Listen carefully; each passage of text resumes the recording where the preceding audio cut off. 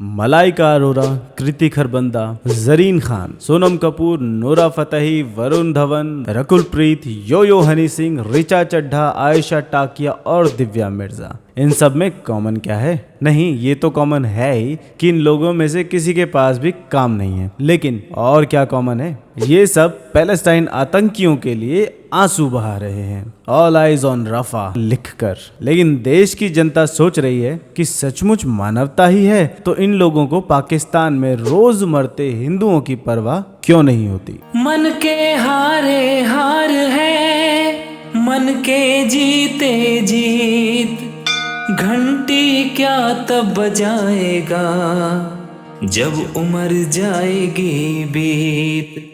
जय श्री राम दोस्तों।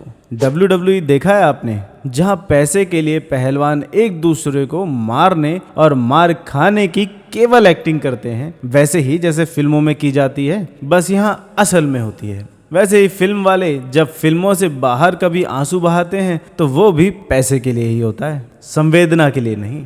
आज अचानक से कराची वुड के एक्टर्स ने ऑल आइज ऑन रफा का पोस्टर लगाकर फिलिस्तीनी आतंकियों को समर्थन की घोषणा कर दी। उनका कहना है कि वो दुनिया में कहीं भी लड़ाई, संघर्ष और खून खराबा नहीं देख सकते और वो मासूम बच्चों, महिलाओं और बुजुर्गों के लड़ाई में हुए नुकसान के विरुद्ध आवाज उठाना चाहते हैं।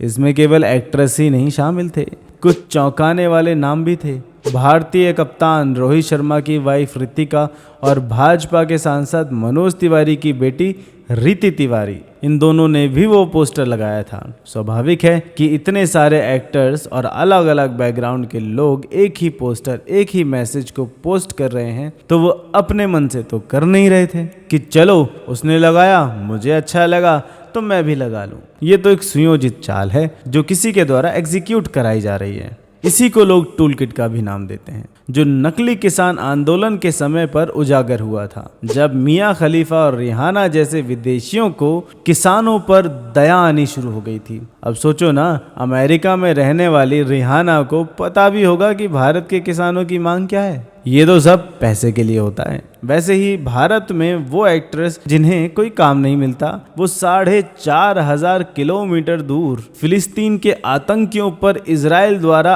आत्मरक्षा में की गई कार्यवाही पर आंसू बहा रहे हैं। आतंकियों के मरने पर मानवाधिकारों का हनन बता रहे हैं। लेकिन भारत से सटे पाकिस्तान में हिंदुओं का जो नरसंहार चल रहा है उस पर इनका ध्यान क्यों नहीं जाता? और इतनी दूर भी क्यों जाना है? भारत में क्या आतंक से पीड़ित नहीं है हम? रामेश्वर कैफे में आतंकियों ने बम धमाका किया, इनमें से किसी के आंसू नजर आया आपको? कन्हैया लाल से लेकर उमेश कोहले तक सभी तो आतंकी ही भेंट चढ़े हैं। किसी ने उस मुद्दे को उठाना जरूरी समझा? और तो छोड़ो, इसी फिलिस्तीन में 7 अक्टूबर को जब हमास के आतंकियों ने खून का नंगा नाच किया था, जिसके उत्तर में अपने नागरिकों और अपने देश की रक्षा के लिए इजराइल ने हमास और फलस्तीन पर जवाबी हमला किया है, तब किसी के आंसू नहीं दिखा दिए होंगे आपको। और यहाँ तो बहुत फनी से विरोधाभास देखने को मिल रहे हैं। नुसरत भरूचा, जो 7 अक्टूबर के हमले के समय इजराइल की राजधानी तेल अवीव में फंसी हुई थी, इन्हीं जिहादियों से जान बचाने के लिए बेसमेंट में छुपी हुई थी। इन्हीं इजराइल के सैनिकों ने जिसको जान बचाकर सुरक्षित भारत भेजा था, उन्हीं जिहादियों को बचाने के लिए आज ऑल आइज ऑन रफा लिख रही हैं। ये देखिए उस समय का नुसरत का video. But just 2 days back, I woke up in a hotel room in Tel Aviv with bomb sounds around me and sirens blaring, and we were taken down to a basement and shelter areas. And मैं पहले ऐसे situation में कभी रही नहीं हूँ, but आज जब मैं अपने घर में उठी हूँ with no sounds and feeling safe and feeling fine, तो मुझे रियलाइज हो रहा है कि कितनी बड़ी बात है। हम कितने फॉर्चुनेट है कि हम इस कंट्री में हैं, कि हम प्रोटेक्टेड है, हम सेफ है। So I want to take this moment and say thank you to the government of India, say thank you to the Indian embassy, say thank you to the Israel embassy. एहसान फरामोशी भी ये देखकर शर्मा जाएगी। ये तो वही बात हो गई कि बिच्छू को जान बचाने के लिए नदी से निकाला और बिच्छू ने अपने रक्षक को ही डस लिया। फिर आती है सोनम कपूर। इन्होंने नीरजा फिल्म में एयर होस्टेस नीरजा भनोत का रोल किया था, वही नीरजा जिसकी हत्या इन्हीं फ़लस्तीनियों के जिहादियों ने की थी, क्योंकि वो एक काफिर थी। फिल्म बनाते हुए तो सोनम को बड़ा जोश था कि आतंकवाद को खत्म करके विश्व में शांति स्थापित की जाए, लेकिन अब जब इजराइल वही काम कर रहा है तो ये रफा के साथ खड़ी है। भाजपा नेता मनोज तिवारी, जो भाजपा की विचारधारा के अनुसार आतंकवाद को खत्म करने के लिए प्रतिबद्ध हैं, उनकी सुपुत्री आतंकियों को सपोर्ट कर रही हैं। हालांकि उसने और रोहित शर्मा की पत्नी रितिका ने जनता के आउटरीच के बाद अपनी पोस्ट डिलीट कर दी है, लेकिन हमारे मस्तिष्क में उठे प्रश्न कैसे डिलीट करेंगी। हंसिका मोटवानी, जिसका परिवार खुद 1947 में सिंध पाकिस्तान से जान बचाकर भारत आया था, उसी जिहादी मानसिकता का समर्थन करती नजर आ रही हैं, जिसने उसके सिंधी हिंदुओं को पाकिस्तान में रोज तिल तिल मरने पर मजबूर किया। इस बार साउथ की एक्ट्रेसेस ने भी बता दिया है कि ये बीमारी केवल कराची वुड तक नहीं सीमित है। पैसे के लिए साउथ की हीरोइंस भी बिकने के लिए तैयार हैं। रश्मिका मंदाना, जिसने अभी भाजपा के बनाए अटल सेतु की तारीफ करते हुए वीडियो बनाकर चुनावी मौसम में गर्मी बढ़ा दी थी, अब इधर से पेमेंट मिल गई तो इधर की भाषा बोलने लगी। समंथा, काजल अग्रवाल, सुनील शेट्टी की बेटी अथैया शेट्टी सब शामिल हैं। कुछ और भी चौंकाने वाले नाम हैं, जैसे माधुरी दीक्षित, अमिताभ बच्चन की बेटी श्वेता, चहल की वाइफ धनश्री वर्मा और आशुतोष राणा की पत्नी रेणुका शहाने। हालांकि जो उर्दू फिल्म इंडस्ट्री की कार्यशैली को जानते हैं, उन्हें इस घटना पर कोई आश्चर्य नहीं हो रहा।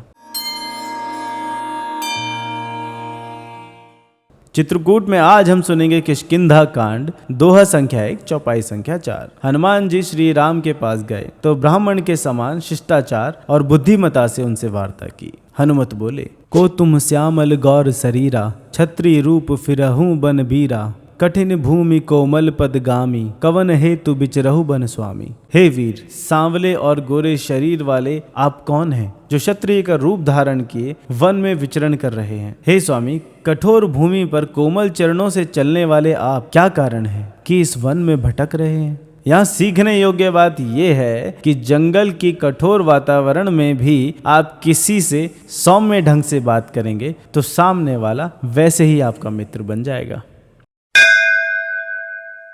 राजनीति में आज का ज्ञान है कराची वुड वालों के नाम। अरे इजराइल वाले तो अपने देश की रक्षा कर रहे हैं, फलस्तीन का भी मान लेते हैं कि अपनी जिहाद की शिक्षा का पालन कर रहे हैं। तुम किस लिए उछल रहे हो बे? याद रखो, तुम भी उनके बीच कहीं फंसोगे तो भी तुम उनके लिए केवल एक काफिर रहोगे, और अपनी रक्षा का अधिकार तो सबको है। अब देखो, बांग्लादेश में ये मियाँ अपने फलों की रक्षा कर रहे हैं ट्रेन यात्रियों से बचाने के लिए।